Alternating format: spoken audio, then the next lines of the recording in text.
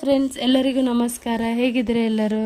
ಇವತ್ತಿನ ನಮ್ಮ ವಿಡಿಯೋದಲ್ಲಿ ತುಂಬಾ ಸುಲಭವಾಗಿರುವಂತಹ ತುಂಬಾ ಸಾಫ್ಟಾಗಿರುವಂಥ ಅಕ್ಕಿ ರೊಟ್ಟಿ ಹೇಗೆ ಮಾಡೋದು ಅಂತ ನೋಡೋಣ.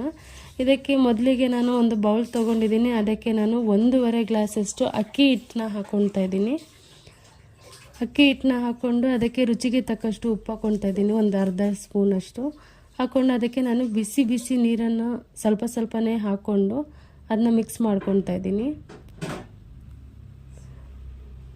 ಇದು 1 ಗ್ಲಾಸ್ ನೀರು ಹಿಡಿದಿದೆ ನನಗೆ. ಮಿಕ್ಸ್ ಆದಮೇಲೆ ಇದಕ್ಕೆ ನಾನು 1 ಕ್ಯಾರೆಟ್ ತುರಿ ಹಾಗೂ 1 ಚಿಕ್ಕ ಗಡ್ಡೆ ಈರುಳ್ಳಿನ ಸಹ ಸಣ್ಣದಾಗಿ ಹಚ್ಕೊಂಡು ಹಾಕ್ಕೊಂಡಿದ್ದೀನಿ. ಹಾಗೂ 1 ಇಡೀ ನಾನು ಸಬ್ಬಕ್ಕಿ ಸೊಪ್ಪನ್ನು ಕೂಡ ಇಲ್ಲಿ ಹಾಕ್ಕೊಂಡಿದ್ದೀನಿ. ಹಾಕ್ಕೊಂಡು ಚೆನ್ನಾಗಿ ಮಿಕ್ಸ್ ಮಾಡಿಕೊಂಡು ನೋಡಿ, ಈ ಹದ ಇರಬೇಕು, ಇಷ್ಟು ಸಾಫ್ಟಾಗಿರಬೇಕು. ಹಾಕ್ಕೊಂಡು ಒಂದು 10 ನಿಮಿಷಗಳ ಕಾಲ ಅದನ್ನು ಮುಚ್ಚಿಡೋಣ. 10 ನಿಮಿಷ ಆದಮೇಲೆ ಇವಾಗ ನಾವು ಅದನ್ನು ರೊಟ್ಟಿ ತಟ್ಕೊಳ್ಳೋಣ. ಇದಕ್ಕೆ ನಾವು ಒಬ್ಬಟ್ಟು ಶೀಟ್ ಆಗಲಿ ಅಥವಾ ಎಣ್ಣೆ ಕವರ್ ಆಗಲಿ ಯಾವುದಾದ್ರೂ ಯೂಸ್ ಮಾಡ್ಕೊಳ್ಬೋದು. ಹಾಕ್ಕೊಂಡು ನಾನು ಇಲ್ಲಿ ಸ್ವಲ್ಪ ಆಯಿಲ್ ಅಪ್ಲೈ ಮಾಡಿ ಒಂದು ಚಿಕ್ಕ ಉಂಡೆ ತಗೊಂಡು ಈ ಥರ ನಾನು ತಟ್ಕೊಳ್ತಾ ಇದ್ದೀನಿ.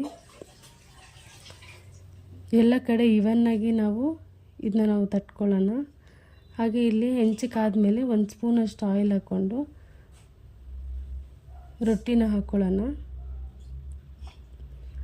ರೊಟ್ಟಿನ ಹಾಕ್ಕೊಂಡು ಮೇಲ್ಗಡೆ 1 ಸ್ಪೂನಷ್ಟು ಆಯಿಲ್ ಹಾಕಿ ನೀಟಾಗಿ ಸ್ಪ್ರೆಡ್ ಮಾಡಿ ಎರಡೂ ಕಡೆ ಮೀಡಿಯಮ್ ಫ್ಲೇಮಲ್ಲಿ ಬೇಯಿಸ್ಕೊಂಡ್ರೆ ತುಂಬಾ ಸಾಫ್ಟಾಗಿರುವಂಥ ಅಕ್ಕಿ ರೊಟ್ಟಿ ರೆಡಿಯಾಗಿದೆ.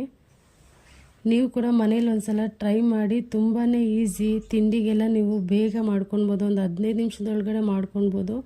ಅಷ್ಟೊಂದು ಈಸಿ ಮತ್ತು ಅಷ್ಟೊಂದು ಸಾಫ್ಟಾಗಿ ಕೂಡ ಬರುತ್ತೆ, ಟೇಸ್ಟಿಯಾಗಿರುತ್ತೆ. ಇದನ್ನ ಮೇಲ್ಗಡೆ ಬೆಣ್ಣೆ ಹಾಕ್ಕೊಂಡು ಈರುಳ್ಳಿ ಚಟ್ನಿ ಜೊತೆ ತಿಂತಾ ಇದ್ದರೆ ಎಷ್ಟು ತಿಂತೀವೋ ಗೊತ್ತೇ ಆಗಲ್ಲ, ಅಷ್ಟೊಂದು ಚೆನ್ನಾಗಿರುತ್ತೆ.